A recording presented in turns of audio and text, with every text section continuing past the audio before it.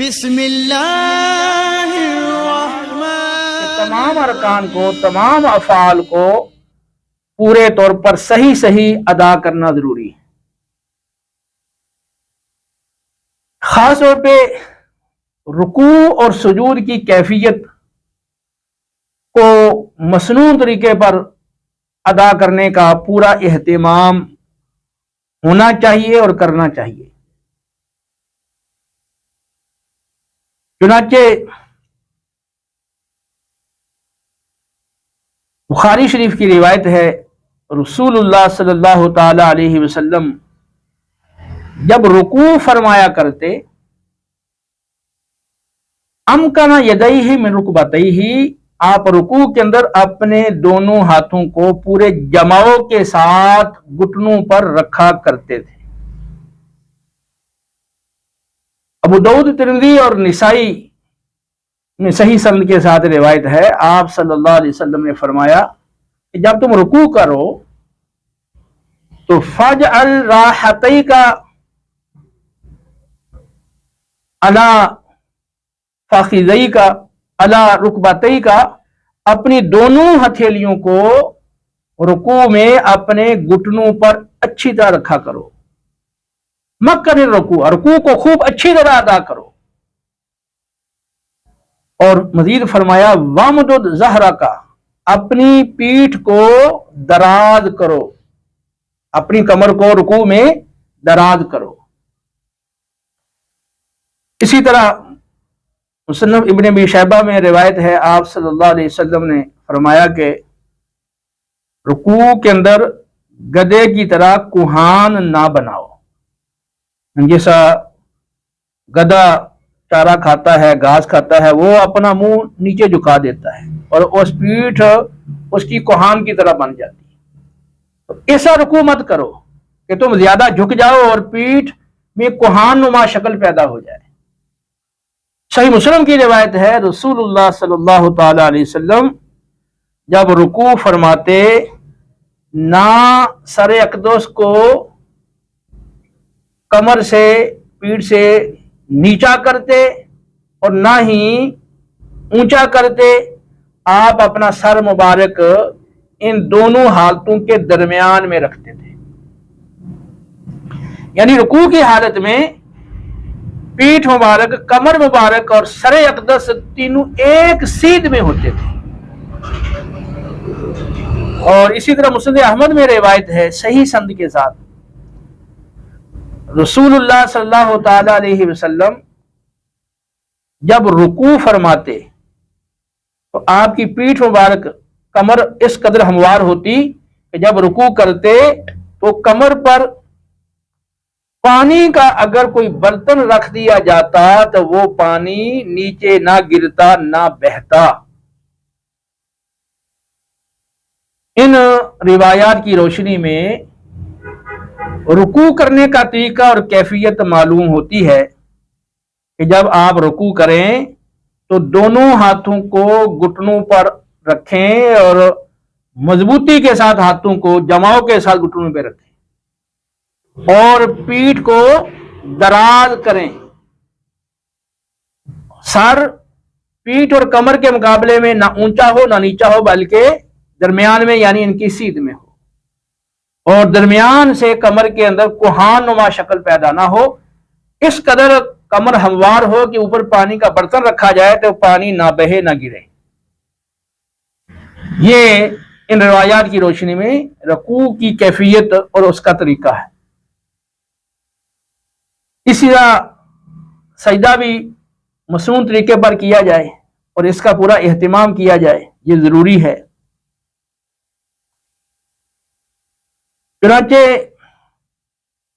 صحیح بخاری اور صحیح مسلم کی روایت ہے، اور سیاستہ کی دیگر کتب کے اندر بھی یہ حدیث موجود ہے، نبی کریم صلی اللہ علیہ وسلم نے ارشاد فرمایا، مجھے حکم دیا گیا ہے کہ میں 7 اعضاء پر، میں 7 ہڈیوں پر سجدہ کروں، پیشانی، دونوں ہاتھ، دونوں گھٹنے اور دونوں پاؤں۔ اور نیز مجھے حکم دیا گیا ہے کہ میں نہ اپنے بالوں کو سمیٹوں اور نہ ہی اپنے کپڑوں کو سمیٹوں۔ تو نماز کے اندر جب سجدہ کریں تو 7 اعضاء پر سجدہ ہونا چاہیے۔ صحیح مسلم کی روایت ہے، نبی کریم صلی اللہ تعالی علیہ وسلم جب سجدہ کرتے، اذا سجدہ بین کفیہ، جب سجدہ فرماتے تو دونوں ہاتھوں کی ہتھیلیوں کے مابین سجدہ کرتے تھے۔ سنن ابن ابی شیبہ کی روایت میں ہے کہ آپ صلی اللہ تعالی علیہ وسلم سجدے کے دوران اپنے دونوں ہاتھوں کو اس مقام پر رکھتے تھے جہاں تکبیر تحریمہ کے وقت اپنے ہاتھوں کو رکھا کرتے تھے اور آپ کے ہاتھ کانوں کے قریب ہوتے تھے۔ یہ ابن ابی شیبہ کی روایت ہے۔ جب سجدہ کیا جائے تو دونوں ہاتھوں کو دونوں کانوں کے سیدھ میں رکھا جائے۔ بعض لوگ سجدہ میں ناک کو پورے طور پر نیچے نہیں لگاتے، تو ناک کا بھی لگانا ضروری ہے۔ صحیح بخاری اور صحیح مسلم کی روایت ہے، آپ صلی اللہ تعالی علیہ وسلم نے ارشاد فرمایا، مجھے 7 ہڈیوں پر سجدہ کرنے کا حکم دیا گیا ہے۔ پہلے آپ نے پیشانی کا ذکر کیا اور ساتھ آپ نے ناک کی طرف اشارہ کیا، پھر آپ نے دونوں ہاتھوں کا، دونوں گھٹنوں کا اور دونوں پاؤں کا ذکر فرمایا۔ تو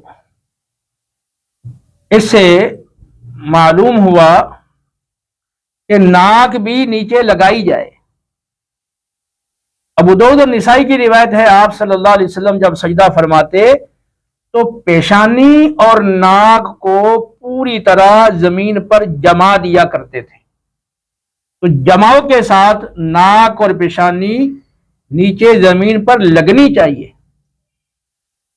ترمذی کی روایت میں ہے، حضرت ام سلمہ رضی اللہ تعالی عنہا فرماتی ہیں کہ ہمارا غلام افلاح نماز پڑھ رہا تھا، جب وہ سجدہ کرتا تو مٹی کو ہٹانے کے لیے پھونک مارتا تھا۔ نبی کریم علیہ السلام نے فرمایا، قرب وجہک، اپنے چہرے کو خاک آلود ہونے دے، مٹی لگنے دے۔ مٹی سے بچاؤ کی غرض سے نہ پیشانی نیچے نہ لگائے کہ مٹی نہ لگ جائے۔ تو آپ اللہ کے حضور کھڑے ہیں، روز کی بارگاہ میں آپ سجدہ کر رہے ہیں، تو نماز تو عاجزی انکساری کا نام ہے۔ تو اب اس طرح کی کیفیت اختیار کرنا کہ پیشانی پورے طور پر نہ لگے، ناک پورے طور پر نہ لگے، تو اس سے نماز وہ درست نہیں ہوگی، کامل نہیں ہوگی۔ تو پیشانی اور ناک کو اچھی طرح سے نیچے لگایا جائے۔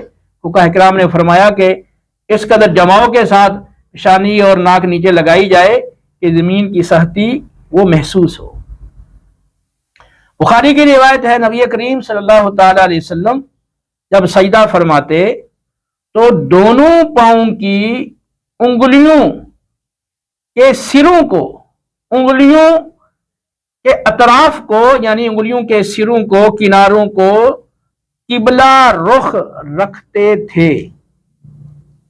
تو یہ اسی وقت ہوگا جب آپ انگلیوں کے پیٹ نیچے لگائیں گے تو پھر ان انگلیوں کے سرے اور رخ وہ قبلے کی جانب ہوں گے۔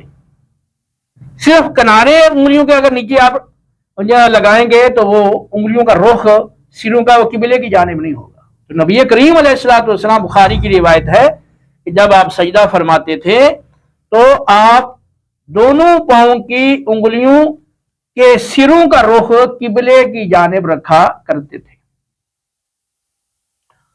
اور بخاری مسلم کی روایت ہے، آپ صلی اللہ تعالی علیہ وسلم نے ارشاد فرمایا کہ جب سجدہ کرو تو سجدے میں کتے کی طرح اپنے بازو مت بچھاؤ۔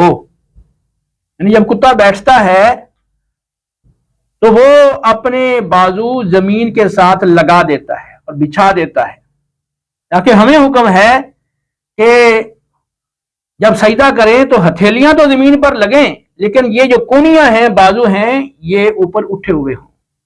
सही मुस्लिम की रिवायत में है, नबी करीम सल्लल्लाहु ताला अलैहि वसल्लम ने इरशाद फरमाया, सजदे में अपने हाथों को जमीन पर रखो और अपनी कोहनियों को जमीन से बुलंद रखो। तो इस तरह सजदा ना किया जाए कि बाजू जो हैं वो बिल्कुल जमीन के साथ लग जाए और बिछ जाए, इससे आपने मना फरमाया। सही बुखारी और सही मुस्लिम में अब्दुल्ला बिन मालिक इब्ने बुहैना रदियल्लाहु ताला अन्हु से मरवी है कि रसूलुल्लाह सल्लल्लाहु ताला अलैहि वसल्लम जब सजदा फरमाते, दोनों हाथों को, बाजुओं को इस कदर कुशादा रखते थे कि आपके बगलों की सफेदी नजर आ जाया करती थी। यानी ये बगलों की जो अंदरूनी जगह है ये जाहिर हो जाती थी, इस कदर आप कुशादा करके अपने हाथों को सजदे में रखा करते थे। सही मुस्लिम की रिवायत में है, हजरत मैमूना रदियल्लाहु ताला अन्हा फरमाती हैं, नबी करीम सल्लल्लाहु ताला अलैहि वसल्लम इस कदर सजदे में अपने हाथों को कुशादा रखते और अपने बाजुओं को अपनी पसलियों से, अपने पहलुओं से इस कदर जुदा रखते, इस कदर कुशादगी होती कि अगर नीचे से कोई बकरी का बच्चा गुजरना चाहता तो वो गुजर जाता था। और अबू दाऊद की रिवायत में है, इब्ने अब्बास रदियल्लाहु ताला अन्हु कहते हैं कि मैं पीछे से आया, नबी करीम सल्लल्लाहु अलैहि वसल्लम हालत सजदा में थे और आपके बगलों की सफेदी नजर आ रही थी और आप सल्लल्लाहु ताला अलैहि वसल्लम के बाजू पहलुओं से जुदा थे और पेट आपने उठाया हुआ था। एक अबू दाऊद की रिवायत में है, अहमर बिन जुज रदियल्लाहु ताला अन्हु कहते हैं कि नबी करीम सल्लल्लाहु ताला अलैहि वसल्लम दौरान सजदा अपने दोनों बाजू अपने पहलुओं से जुदा रखते और कुशादा रखते। आप सल्लल्लाहु ताला अलैहि वसल्लम की सजदे की मशक्कत देखकर हमें आप पर रहम आने लगता। तो आप सल्लल्लाहु ताला अलैहि वसल्लम इस तरह सजदा फरमाया करते थे कि हाथ मुबारक वो दोनों कानों के सामने, यानी उस मकाम पर रखते थे जहां तकबीर तहरीमा के वक्त आप अपने हाथों को रखते थे। और मुस्लिम की रिवायत जैसे मैंने बताई कि दोनों हथेलियों के मबैन आप सजदा करते थे और हाथ जमीन पे लगाते थे और कोहनियां जमीन से बुलंद होती थी और दोनों हाथ, दोनों बाजू करवटों से, पहलुओं से जुदा होते थे और पेट उठा हुआ होता था, पेट रानों से जुदा होता था और इस कदर वो कुशादगी होती थी कि नीचे से बकरी का बच्चा गुजरना चाहे छोटा बच्चा गुजर सकता था। फरमाया एतदिलु फी सुजूद, बुखारी मुस्लिम की हदीस है, सजदे में इत्तिदाल को इख्तियार करो और दोनों पांव की उंगलियों के सिरों का रुख भी किबले की जानिब हुआ करता था। यानी बंदा सजदा करता है तो हदीस के मुताबिक ये सारे अज़ा अल्लाह को सजदा करते हैं। तो इस तरह मसनून तरीके के मुताबिक सजदा किया जाए। मुस्लिम की रिवायत में है, नबी करीम सल्लल्लाहु ताला अलैहि वसल्लम हर 2 रकत के बाद अत्तहियात पढ़ते थे। वकाना यफरिशु रिजलहुल युसरा व नसबा रिजलहुल युमना। आप अत्तहियात में जब बैठते थे तो बाएं पांव को बिछा दिया करते थे, ठीक, और दाएं पांव को खड़ा रखते थे। तो बाएं पांव को बिछाकर ऊपर बैठना और दाएं पांव को खड़ा रखना, ये मसनून तरीका है। अबू दाऊद की रिवायत में है, आप सल्लल्लाहु अलैहि वसल्लम ने नमाज के अंदर सजदे में जाते हुए और फिर उठते हुए हाथों के साथ टेक लगाने से मना फरमाया। और जहां टेक लगाने का जिक्र आया है वो किसी उज़र पर महमूल है, तो जब आप सजदे में जाएं तो पहले घुटने नीचे लगाएं। इसलिए जब उठें तो आप पहले हाथ उठाएं और फिर घुटनों को उठाएं ताकि उठते और सजदे में जाते हुए हाथों पर टेक न लगानी पड़े। तो ये मसनून तरीका है रुकू का और सुजूद का। तो ज़ाहरी तौर पर अल्लाह की बारगाह में अदब के साथ खड़े होना, तो इसका मतलब यह है کہ رسول اللہ صلی اللہ علیہ وسلم کی تعلیمات کے مطابق ظاہری افعال کی ادائیگی ہو۔